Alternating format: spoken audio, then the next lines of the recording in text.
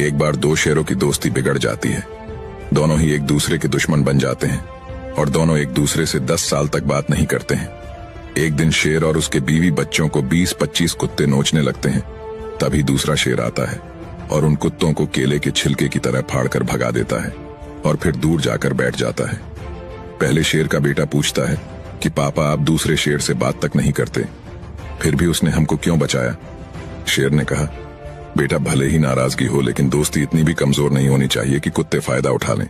वकील साहब जिस एसी कोच में बैठे थे वो एक्सप्रेस ट्रेन करीब करीब खाली ही थी। उसमें बहुत कम यात्री थे और उनके वाले पोर्शन में उनके अलावा दूसरा कोई पैसेंजर नहीं था। तभी एक महिला कोच में उनके वाले पोर्शन में आई और वकील साहब से बोली, मिस्टर, तुम्हारे पास जो भी रुपया, सोना, घड़ी, मोबाइल है सब मुझे सौंप दो, नहीं तो मैं चिल्लाऊंगी कि तुमने मेरे साथ छेड़छाड़ की है। वकील साहब ने शांति से अपने ब्रीफकेस से एक कागज निकाला और उस पर लिखा, मैं गूंगा बहरा हूँ, न बोल सकता हूँ और न ही सुन सका हूँ। तुम्हें जो कुछ कहना है इस कागज पर लिख दो। महिला ने जो भी कहा था वह उसी कागज पर लिख कर दे दिया। वकील साहब ने उस कागज को मोड़कर हिफाजत से अपनी जेब में रखा और बोले, हाँ, अब चिल्लाओ कि मैंने तुम्हारे साथ छेड़छाड़ की है। अब मेरे पास तुम्हारा लिखित बयान है।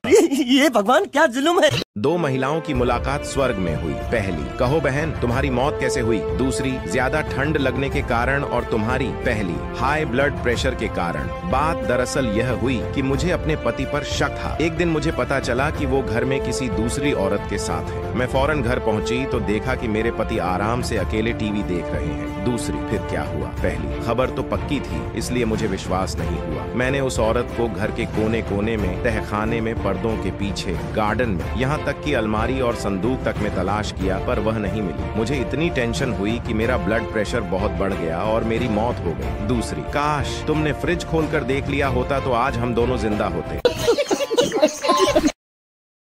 दो मित्र बचपन से साथ पढ़े साथ खेले। एक पढ़ने में होशियार, दिन भर पढ़ता रहता था। दूसरा पढ़ने में चोर, पढ़ता ही नहीं था। एक तो क्लास में अव्वल रहता, दूसरा मुश्किल से पास होता। 12वीं तक पहुंचते एक ने टॉप किया, दूसरा फेल हो गया। दोनों अब अलग हो गए। पढ़ने वाला मित्र पढ़ता गया, BSc, MSc, PhD, सफल वैज्ञानिक बना। 15 वर्ष बीत गए। वैज्ञानिक बना मित्र आज बहुत खुश था। उसे उत्कृष्ट अनुसंधान कार्य के लिए अवार्ड मिलना था। घर से निकलते उसे अपने मित्र की याद आ गई। सोचने लगा, पढ़ता नहीं था, कोई छोटा मोटा काम करता होगा। आज वो यहाँ होता तो देखकर खुश होता कि किस मुकाम पर पहुंच गया। तालियों की गड़गड़ाहट में वो मंत्री जी से अवार्ड लेने नजदीक पहुंचा। यह क्या आश्चर्य, मंत्री वही पुराना मित्र पास बुलाकर कान में बोला, साले मेरे ही आगे हाथ फैलाना था तो इतना पढ़ने की क्या जरूरत थी।